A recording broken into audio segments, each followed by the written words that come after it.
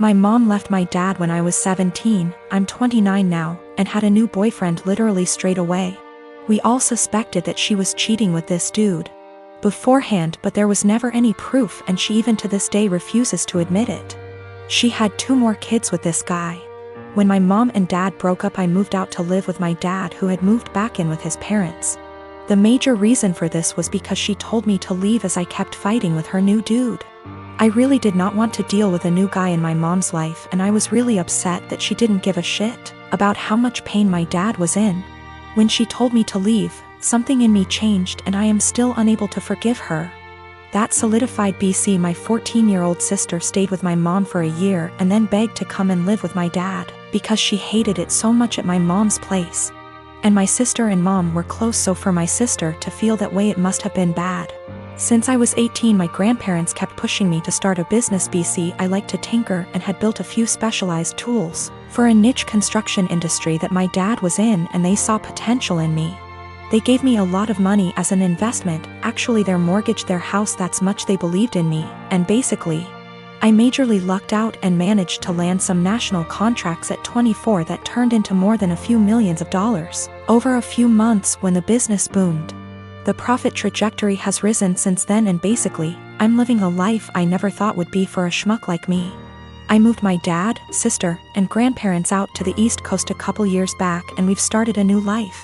I am surrounded by people who see and saw the best in me, and I'm grateful so much. BC. I was seriously messed up after my mom blew our family apart. For the last couple years or so, my mom has been on my case to reunite with her.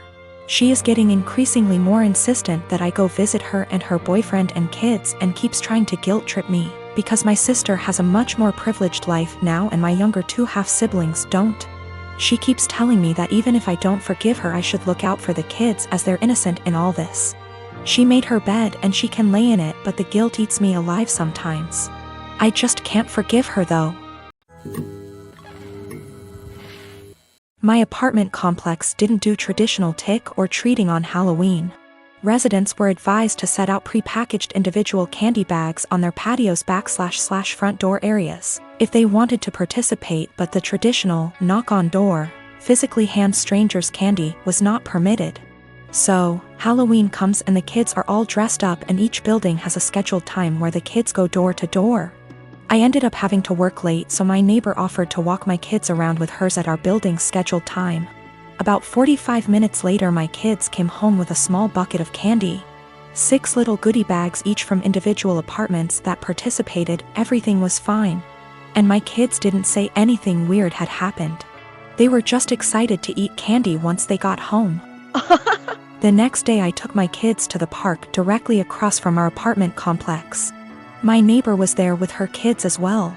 The kids were playing, and she took out one of those individual goodie bags with candy in it from her purse and started to loudly rummage in it. She ate several pieces of candy, and my daughter eventually noticed. Ran up and asked if she could have a piece, and my neighbor responded, "Nope, this is my tax candy. Remember that this was my reward for taking you trick or treating last night." I was a little weirded out by that statement and asked what she meant. She said that since she is the one who had to take the kids out, she took 5 bags from each of my kids as a tax. Her son then chimes in and said, "You only took 2 bags from us." She responded with, "But I'm your mom. I was doing OP a favor so they get a higher candy tax." I was thinking about how to respond when I noticed that she was holding a Starburst candy and decided to just smile and nod and go back to watching my kids. I let her continue to finish off the bag of candy and then said, "Hey, aren't you vegan? You know a lot of those candies are made with animal products, right?" I explained what gelatin was and how a lot of those candies are made with it. She was horrified, Googles it, and then told her kids that they were leaving. She said something about how she was going to be sick and stormed off. Now she's giving me dirty looks every time we see her and won't let her kids play if she shows up at the park and we are there. My husband thinks I'm an asshole cause I should have either not said anything about the gelatin or said something right away when I noticed. I don't think it's my job to tell a vegan what is and isn't vegan though, and she deserved it for stealing candy from little kids. When we got home from the park after the gelatin incident, I sat my kids down and asked why they didn't tell me that the neighbor took half of their candy. My oldest kid is 6 and my youngest kid is 4. 6-year-old explained that as they went door to door during their designated trick-or-treating time, she would have my 4-year-old grab 2 bags instead of 1 from each apartment for the majority of them. She explained it to my kids that they were grabbing extra bags for her to be handed over at the end as taxation. So either freaking way she was directly taking candy from my kids or taking candy from other kids through mine. As for the authenticity of her vegan sim, I may have exaggerated when I said super vegan when I first posted this. She claims to be vegan and is very in people's faces about the benefits, etc. It's 100% about the health side. She brags about veganism curing cancer, diabetes, even some mental health issues. I have never once heard her talk about the benefits for animals. She also sells herbal tea products, customized gym clothing, etc., so she totes a pretty big vegan lifestyle. If that makes sense. Now for the gelatin. She knows what gelatin is, she knows what it's made out of, she knows that there are obvious things that she can't eat.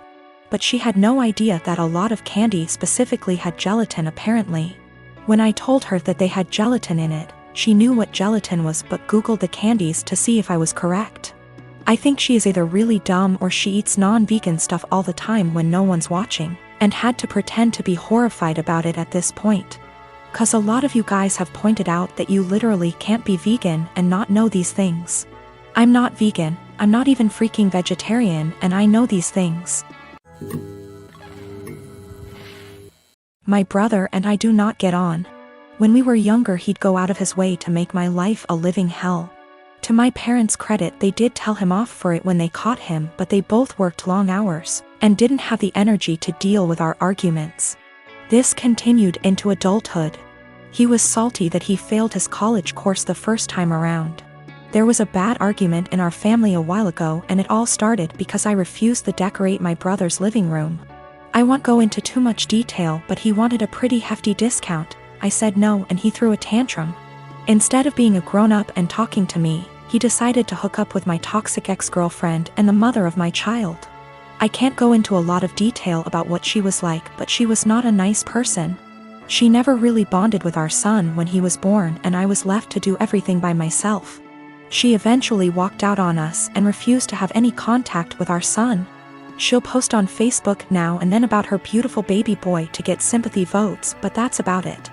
I have been a single dad for almost 3 years now, and I absolutely adore my son, but it hurts to think that one day he might question why his mom didn't want anything to do with him.